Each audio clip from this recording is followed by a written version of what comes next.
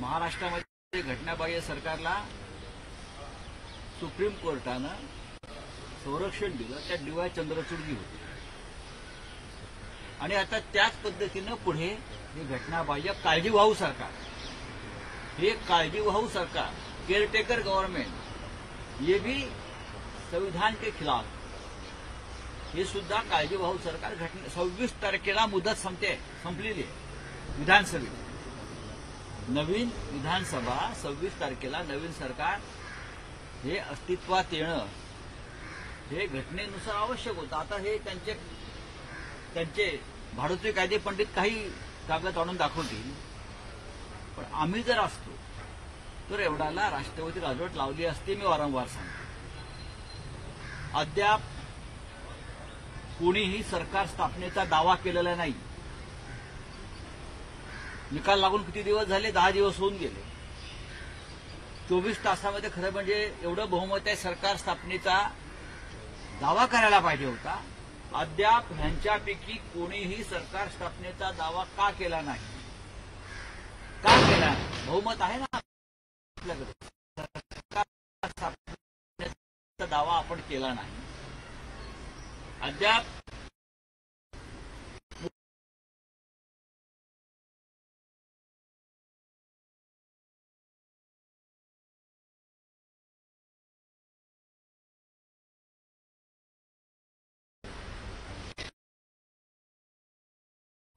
निवडू शकले नाही. सरकार स्थापनेचा दावा नाही. अद्याप राज्यपालांना कोणी भेटलेलं नाही जाऊन सरकार स्थापनेसाठी, आणि राज्यपाल चालू देतात काळजीवाहू सरकार घटनाबाह्य. आणि त्या पक्षाचे प्रांताध्यक्ष बावनकुळे सांगतात 5 तारखेला शपथ घेऊ. का राज्यपाल आहेत का? हे म्हणतात 5 तारखेला शपथ घेऊ. यांना राज्यपालाचे अधिकार दिलेले आहेत का? आम्ही 5 तारखेला शपथ घेऊ.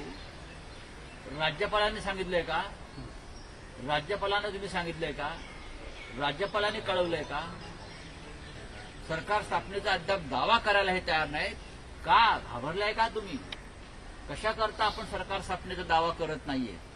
ही अत्यंत गंभीर स्थिती, घटनात्मक पेचप्रसंग काळजीवाहू सरकारच्या बाबतीत सुद्धा या महाराष्ट्रात पुन्हा पुन्हा निर्माण होतोय. याला सर्वस्वी जबाबदार जस्टिस डीवाय चंद्रचूडच आहेत, सुप्रीम कोर्ट आहे, निवडणूक आयोग, हे सगळ्या घटनात्मक संस्था या महाराष्ट्रात जो फियास्को झालेला आहे फडणवीस त्याला जबाबदार. फडणवीस काय सांगतात? फडणवीस आणि शिंदेचे जे फोटो अमित शहा बरोबर होते, काहीतरी संकेत द्यायचे का गावी जाणं त्या फोटोमध्ये? ते आजारी आहे, त्यांच्याविषयी तुम्ही आता असं काय वेडवाकडं बोलू नका. त्यांची प्रकृती फार नाजूक आहे. तुम्ही काल बघितलं ना, हाताला पट्टी लावून बसलेले आहे. त्यांचे मंत्री त्यांना भेटायला गेले, त्या मंत्र्यांनाही ते भेटले नाही. किती तब्येत त्यांची खराब आहे बघा. अशा नाजूक प्रकृतीच्या माणसाला तुम्ही असं डिस्टर्ब करू नका. 5 तारखेला ते येत आहेत का शपथविधीला, की एअर अँब्युलन्समधून त्यांना यावं लागेल? अशा चिंतेमध्ये अनेक लोक आहेत. त्यांच्याकडे काल डॉक्टर गेले होते असं मी वृत्तपत्रामध्ये वाचलं. त्यांना डॉक्टराची गरज आहे का मांत्रिकाची गरज आहे? हा मांत्रिक अमित शहा पाठवत आहेत की नरेंद्र मोदीजी पाठवत आहेत त्यांना बरं करण्यासाठी? यांच्या अंगातली जी भूतं संचारलेली आहे ती उतरवायला पाहिजे आता. आणि बहुधा ते काम जर देवेंद्र फडणवीसजी करत असतील तर ही चांगली गोष्ट आहे, आनंदाची गोष्ट आहे. बोले हो गया. गृहमंत्रीपद असेल, महसूल खातं असेल, आपल्याकडे कसं घेता येईल असं शिंदेचं चाललंय. हे ते ठरवणार आहेत का? ते ठरवू शकतात का? नाही, हे नरेंद्र मोदीजी आणि अमित शहाजी ठरवणार. यांच्यासमोर कोणती हडकं टाकायची आणि तरी काय चघळायचं हे यांच्या हातात नाहीये.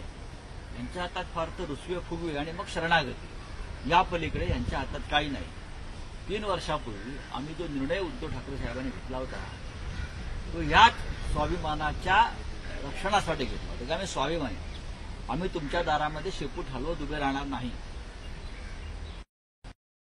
हा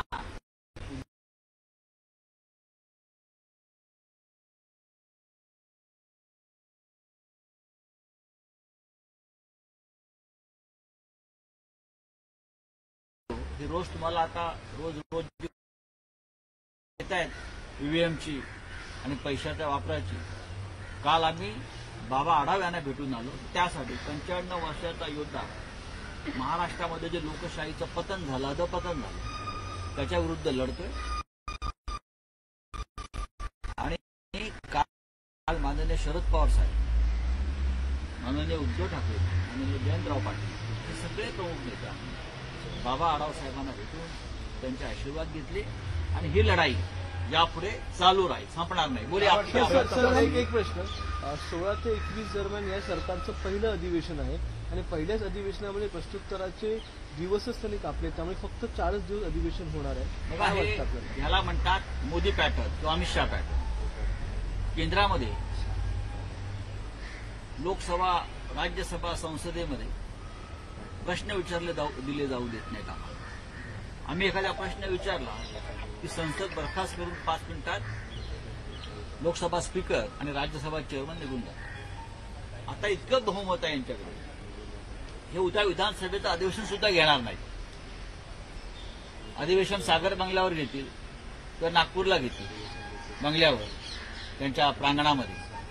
विरोधी पक्षाला संपून टाकायचं, खतम करायचं, लोकशाही टिकवायचीच नाही, अशा पद्धतीचं राज्य महाराष्ट्रात चालू आहे. म्हणून काल बाबा आढाव जे आत्मक्लेश आंदोलन केलं त्याला पाठिंबा द्यायला आम्ही गेलो आणि पुढल्या आंदोलनाची रणनीती ठरवण्यासंदर्भात आमच्या चर्चा आणि बैठका सुरू आहेत.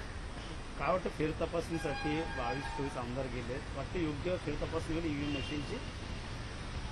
बघा, आशा आहे आम्हाला.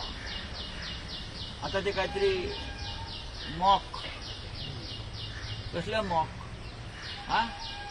सगळ्या ईव्हीएममध्ये घोटाळे करून ठेवलेले आहे. मतं नीट मोजली जात नाही. भारतीय जनता पक्षाला झालेल्या मतांपेक्षा जास्त मतं पडतात. या देशातली लोकशाही आहे का महाराष्ट्रातली? बोलिए. हाँ, बीजेपी नेता बावनकुळे ने स्पष्ट किया कि 5 दिसंबर को 5 बजे शपथविधि. बात ऐसी है, महाराष्ट्र में एक ऐसी सरकार सुप्रीम कोर्ट के प्रोटेक्शन में चली जो संविधान के खिलाफ घटना बाह्य सरकार चली. उनके लिए डीवाई चंद्रचूड़ जिम्मेदार है, सुप्रीम कोर्ट जिम्मेदार. अब ये जो केयर टेकर गवर्नमेंट है वो भी संविधान के खिलाफ चल रही है. 10 दिन हो चुके हैं. उनके पास भारी बहुमत, भारी शैतानी बहुमत, अकेले बीजेपी के पास बहुमत. फिर भी अब तक ये लोगों ने राजभवन में जाकर सरकार बनाने का दावा नहीं किया है. क्यों? अगर अल्पमत में होते और हमारे पास बहुमत होगा तो हम बहुमत में होने के बावजूद ये लोग भाग भाग कर राजभवन में जाते और दावा ठोक देते कि हमारी बड़ी पार्टी है. लेकिन अब बहुमत है, सब कुछ है. 10 दिन हो चुके हैं और सरकार बनाने का दावा तक ये लोग नहीं करते. अब तक ये उनके जो विधायक दल का नेता नहीं चुन पाए हैं. 10 दिन हो गए. हाँ, क्या चल रहा है? और उनके जो प्रदेश के अध्यक्ष है बीजेपी के, मिस्टर बावनकुळे, वो नागपुर में बैठे वो आदेश देते हैं कि 5 तारीख को सरकार बनेगी, शपथ लेगी. क्या उनको राज्यपाल बनाया है क्या? राज्यपाल के अधिकार ये लोगों ने हाथ में लिए हैं. राज्यपाल ने यहां राष्ट्रपति शासन लगाने की सिफारिश करनी चाहिए. इतना यहां मेस हो चुका है. तो ये गलत बात है. लेकिन जनता सब देखती है, सब देखा है चुनाव कैसा हुआ, ईवीएम में कैसी गड़बड़ी हुई, पैसा का खेल कैसा चला, हम सब कुछ देख रहे हैं. कल उद्धव ठाकरे जी और शरद पवार साहब पुणे में जो आंदोलन कर रहे थे, Baba Adhav senior social worker रहे, उनकी उम्र 95 साल है, 95 है. उनके साथ हम बैठे, उनका मार्गदर्शन भी लिया है. और आने वाले दिनों में ये जो सब घोटाला गड़बड़ हुआ है उसके खिलाफ राज्य में और देश में एक बहुत बड़ा मूवमेंट चलाने का हमारा प्रयत्न है. अब तक सस्पेंस बना हुआ है कि सीएम महाराष्ट्र का कौन होगा आपका सामने? क्या सस्पेंस होना चाहिए? जिसके पास बहुमत है वो सस्पेंस क्यों रखे? क्या जवाबदारी क्या है उनके ऊपर? ऐसे बस एक नाम घोषित करना है, वो भी दिल्ली से. थोड़े महाराष्ट्र वाले नाम घोषित करें. वो परंपरा चली गई. चले, थैंक यू. सब गुलाबराव पाटील म्हणतात की आता तरी जैसे चंद्रचूड़ ने जो किया है वकील को लेकर सांबल में घटना हुई, अजमेर शरीफ में भी. बात ऐसी है कि अजमेर हो या संभल हो, जो निर्णय दिया था चंद्रचूड़ जी के खंडपीठ ने, उससे देश में आग लगी और ये आग लगाकर चंद्रचूड़ जी रिटायर। आज देश में क्या स्थिति है, देश की हालत क्या है, अराजकता है, और उसके लिए सुप्रीम कोर्ट जिम्मेदार है।